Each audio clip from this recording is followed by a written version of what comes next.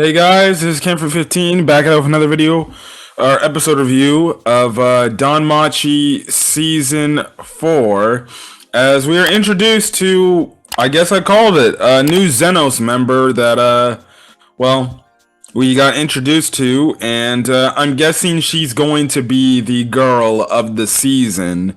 The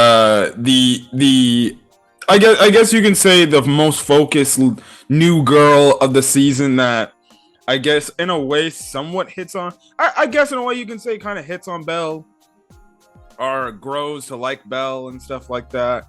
Like I said last week, season one was kind of a combination of most of the girls we saw, because it was the start of the show, like Hestia, Ice, Wallenstein, Lily, Ina, all these other, all the chicks we've seen up to this point.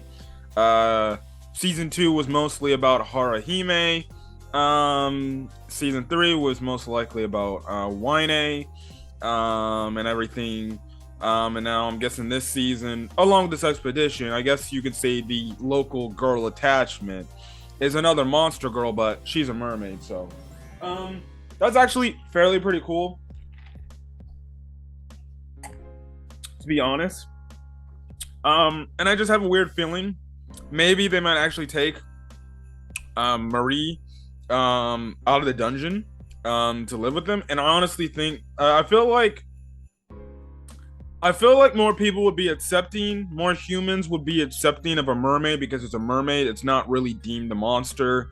Only thing is you're always gonna have like very thirsty guys and stuff like that, but it was funny. I like her character. I like her character a lot. Definitely has a playful character. But this week we pick up right where we left off with Belle defeating those super fast monster birds, and kind of well, let's just say what happens is, well, Belle gets to understand Marie. The others pretty much, or Belle's party pretty much, realize they have to get up out of there, but they realize that the monster actually planted like a fairly big trap, which is making their whole struggle to get out of the dungeon a lot harder. And that's kind of it. I'm not being serious. That is pretty much it. That's all that happens. There's no really deep story points other than Marie explaining that she knows the Xenos, and the fact that she pretty much just stays there all the time because, well, she can't walk, she can't fly. The only thing she can do is swim. So, we know the other Xenos members, they would actually come down to visit her and stuff like that. But all of a sudden, with them being gone now, well, that's she won't be able to get to visit them. So definitely the whole thing was Belle making sure she's okay. We do find out she has like a healing property. She just cuts herself in a way, and she pretty much has the character just intake her blood, and it heals them. Which, it was a hilarious, funny scene because Belle's like, if somebody walks in, they're gonna get the wrong idea and stuff like that.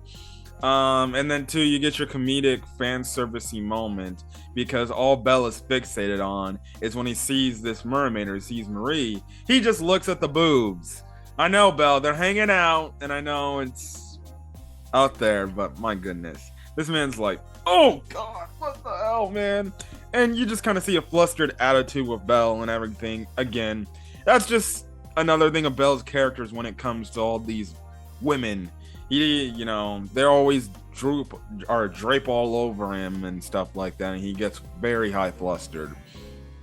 But it was very interesting to understand and get to know Marie better.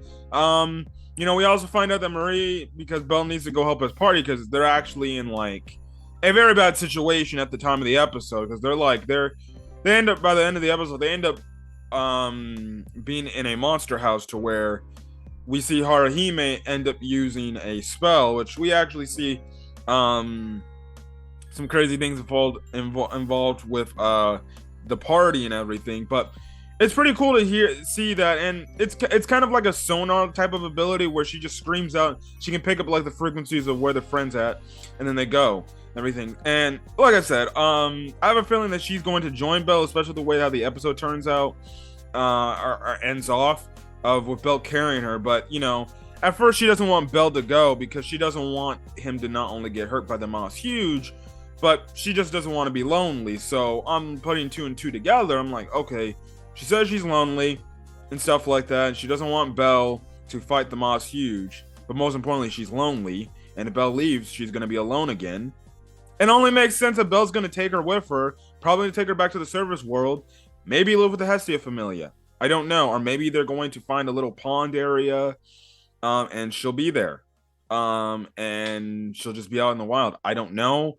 9 out of 10 times, I'm probably going to say they're going to make some sort of water area in their little Familia mansion, and that's where Marie's going to be. I also do like the fact how freaking she's like, don't call me Miss Marie, just call me Marie, and everything, which is absolutely funny because Belle likes to use honorifics. He likes to be respectful. So that was hilarious. Now, on the party side of things, like I said, you know, they end up discussing how the dwarf ended up discussing how he pretty much got jumped by the Moss Huge, and the Moss Huge set a trap for them. And the thing is, they were trying to escape, but the Moss Huge was smart enough not to let them escape. And well, that's everything that happened. And you know, that's it goes to show that the monster's crazy strong. And you know, things ensue where they end up getting chased by these you know, they end up getting chased by these monsters and stuff like that. And we find out that the Moss Huge kind of really isn't affected by any other attack, but it's seemingly enough. It seems like fire magic will do the trick because it was clearly affected by when Belle did his fire bolt. So they're holding on to fire magic swords as best they can. But there's, you know, we have it to where the Moss Huge, he sets a bunch of traps right then and there. He sends pretty much a whole horde of monsters in a kind of a monster house form to attack them. And we see, you know, in this episode, we see in this episode, the more creatures they beat, the more magic stones these creatures drop. And we already know that the Moss Huge has been eating the magic stones to find a way to get stronger. So this could be a thing that ends up hurting them in the long run, because the Moss Huge is just, because we even see the Moss Huge even smiles. He's like, they're falling for my trap. Because obviously the Moss Huge knows, like, no, if I send these monsters on him, they're gonna have to defeat them, and they're gonna drop a bunch of magic crystals that I can eat and I can grow stronger. And that's the crazy. Now, the one thing we see about Aisha here in this episode is she knows that Harahime has a spell that could help them out, but because the Moss Huge is in the vicinity, she doesn't want to do it because, well, the Moss Huge will then get on. But eventually, by the end of the episode, they get entrapped by a monster house. And, well, you know, Aisha's like, we got no hope anymore.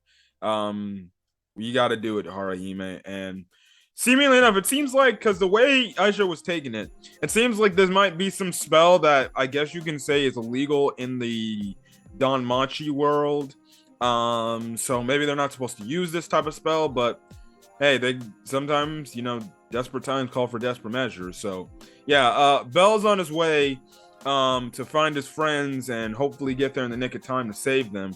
While in the meantime, Holden eventually he picks up Marie and he's taking her with her. He's running with her and everything. He's like, "Oh, Belle, thank you," and stuff like that. Also did get a pretty cool badass moment from Makoto. I guess there was like this sea urchin monster coming at them, and she managed to cut it in half. But overall, I still like this episode. I think I like the last couple of episodes more than this episode, but getting an understanding of what's going on, it's still fairly good. And again, just this intense like action, you know, from week to week, is gonna be very interesting to continue to see and stuff like that. But anyways, that's kind of it where I got on my Danmachi review. So if you guys like the video, leave a like. Put in the comment section your thoughts on this week's episode of Danmachi, as well as hit the subscribe button if you want to get more Danmachi content or any other anime content I upload to the channel. Till then, guys, catch you guys in the next video. Peace.